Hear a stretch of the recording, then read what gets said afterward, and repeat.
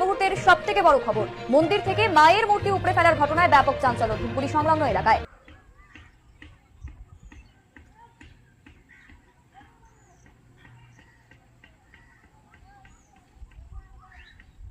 এতদিন আমরা শুনেছিলাম এবং দেখেছিলাম ভারতবর্ষের বিভিন্ন প্রতিবেশী দেশ, বিভিন্ন প্রতিবেশী জায়গায় এই সমস্ত কিছুতে সনাতনীদের ওপর অত্যাচার হয়েছে, হিন্দু মন্দির ভাঙচুর হয়েছে, দেবদেবীদের মূর্তিকে ভেঙে গুঁড়িয়ে দেওয়া হয়েছে।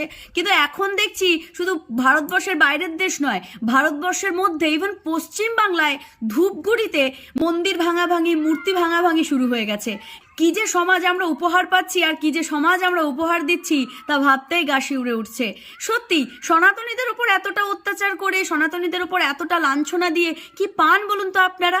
সনাতনীয় মূর্তিগুলোকে ভেঙে মন্দিরগুলো হেনস্থা করে কি বোঝাতে চেষ্টা করেন? আপনাদের কায়িক ক্ষমতা, আপনাদের শরীরের তেজ, আপনার দেহের বল অনেক বেশি, আপনারা চাই